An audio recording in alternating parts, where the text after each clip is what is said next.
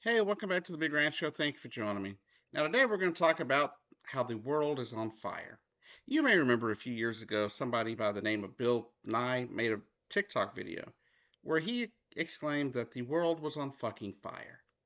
Now, you may not have liked the language used, but he was making a point that the world is actually on fire. Canada is on fire. Greece is on fire, right? When he made that comment, the entirety of almost the entire continent of Australia was on fire. Places are burning today that don't normally burn because the temperatures are just so freaking high. And now we're going to talk about what's going on around Florida right now. A lot of swimmers there are talking about how steamy and icky the water feels. Let's talk about why.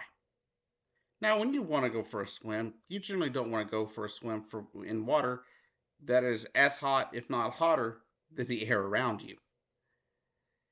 Usually you want water that's cooler so you can relax and cool off a little bit, right?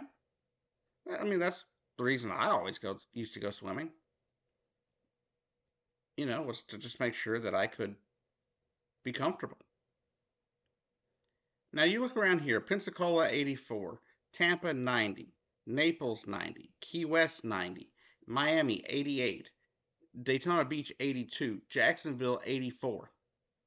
These are the water temperatures around Florida. These are from early this morning, if I recall.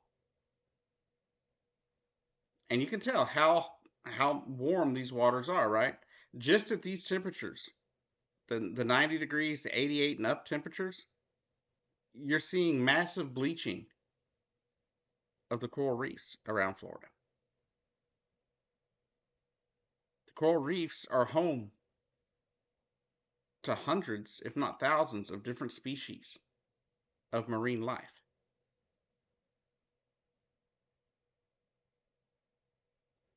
So this is going to hurt marine life because this is just talking about Florida here, right?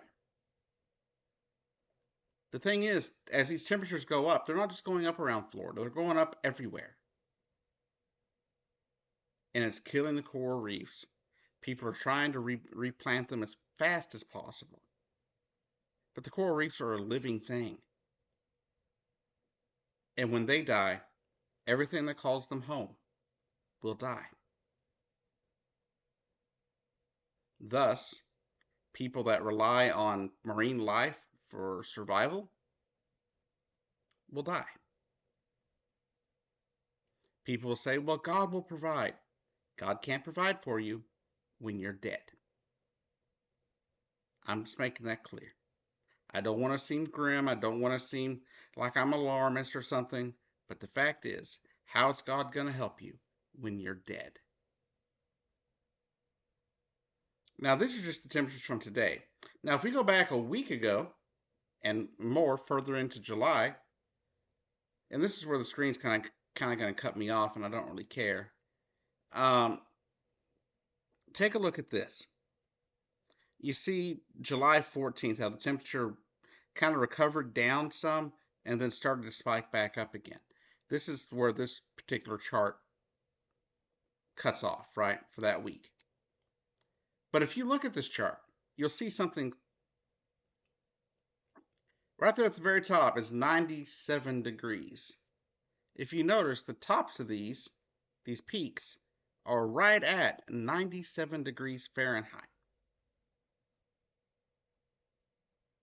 These are temperatures that are so hot that even scientists can't figure out how it happened so quickly. One scientist on NPR stated the other day that if you were to put these numbers into a chart or into a potential of what would happen, you would get you would get this result, maybe 1 out of 250,000 tries.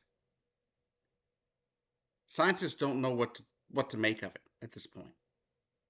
Climate scientists who have studied climate for decades do not know what's going on, do not have a full explanation for why we're seeing 97 degrees in our oceans in such a short term. It's because the earth is on fire. Canada, Greece, places that don't normally burn like this, are on fire. Our oceans are boiling, killing the marine life, which will at some point kill humans because we're not going to be able to feed everybody. But look how hot that is, 97 degrees in the ocean. Do you want to swim in that? I seriously doubt the fish do.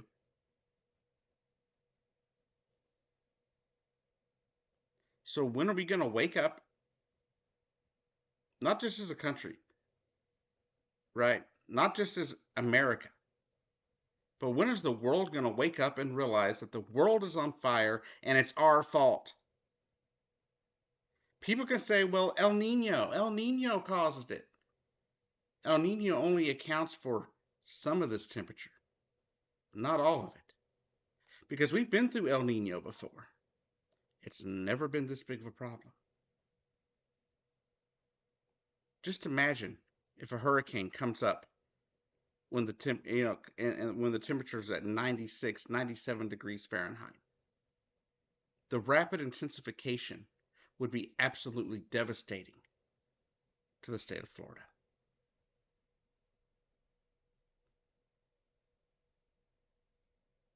At the end of the day, do I really care what happens to Florida? No. Not after the way they're treating people like myself. The way they're, trying to treat history. But there are some innocent people there that don't deserve this. The fact is, at some point with these temperatures and with the melting of the ice caps, southern Florida here is going to cease to exist. Key West will cease to exist.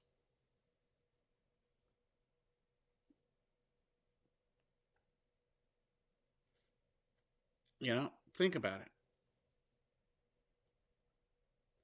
What happens when the polar ice caps melt to the point that they cut off part of Florida?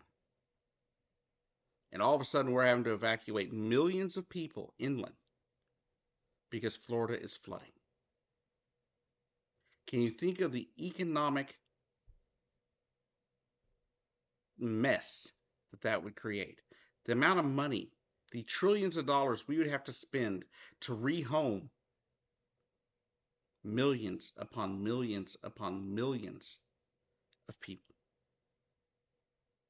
And you know what? We're going to have to do it. Why? Because we're not going to do anything about climate change.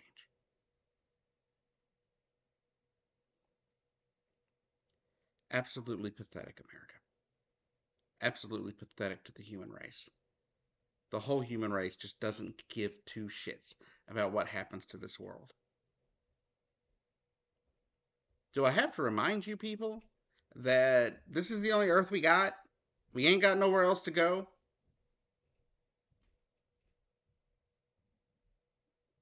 Good luck.